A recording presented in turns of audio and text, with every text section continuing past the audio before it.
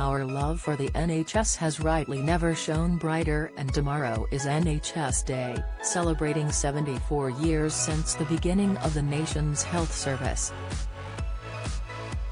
We're marking it with the help of inspirational Dr. Sukh Dub, who has launched The Waiting Room, a series of 21 films celebrating the inspirational people of our beloved NHS.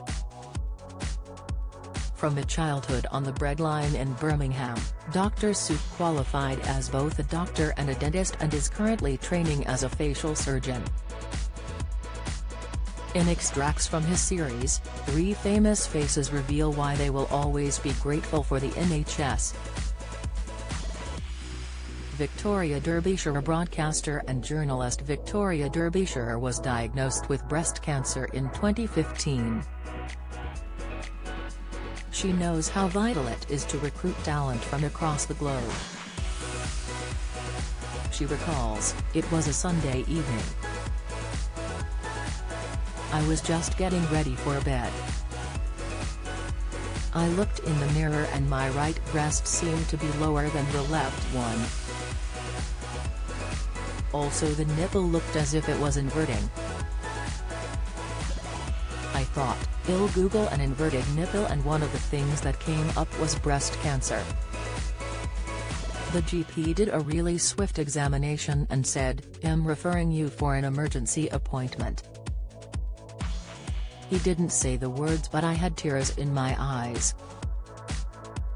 "When I went back to get the results of the biopsy," he said, "it is malignant.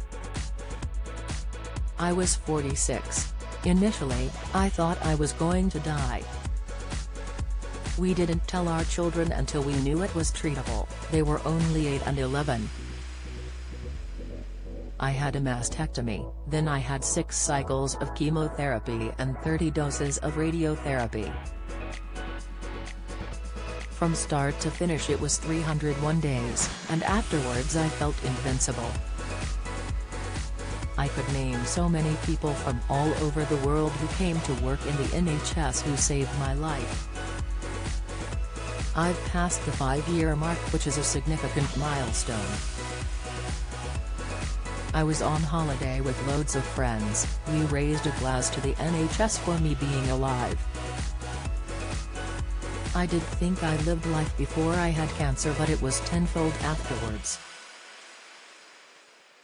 You've got to live because you don't know how much time you've got." Sanjeev Bhaskar. Actor Sanjeev Bhaskar, known for roles in Unforgotten and Goodness Gracious Me, struggled with mental health after finding fame. Despite once being in serious debt, he has never begrudged the NHS a penny and is adamant it should never be privatized. He says, "My parents wanted me to be a doctor. I've played one on screen and I wonder, do they think I'm taunting them? This is what it could have looked like. When I used to think about what made Britain great, it was free education and the NHS. The last couple of years have highlighted it, across hospitals, GPs, surgeries, clinics and care homes, that extraordinary group of people were doing their jobs under such extreme circumstances. Just imagine if the NHS wasn't there, the kind of chaos there would be. Imagine if only people who can afford it get treatment. Even when I was in debt I didn't mind my money going to it.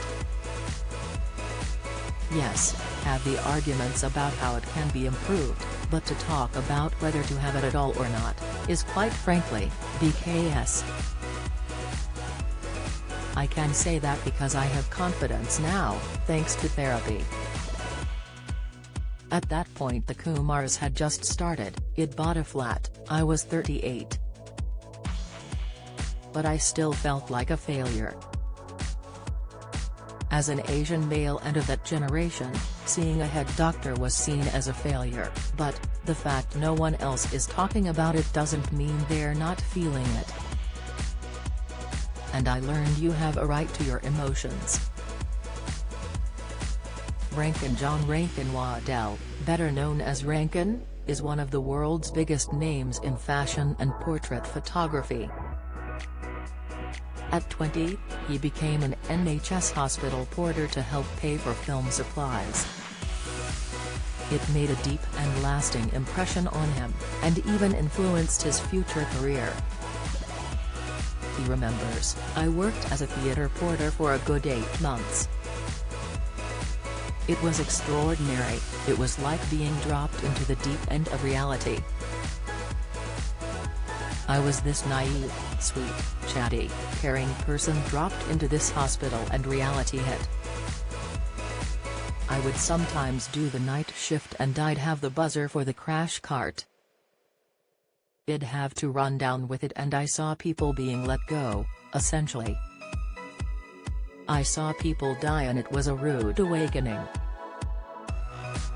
But it might have had something to do with me not wanting to become a documentary photographer, because of the harsh reality of working in a hospital, with a very passionate team who were very overworked. I've always had a lot of respect for the NHS and the medical community. That respect has really stayed with me." Find out more from Dr. Suk at Drasuk The Waiting Room. Do you have a story to sell? Get in touch with us at webcelebs@mirror.co.uk or call us direct 0207 29 33 033.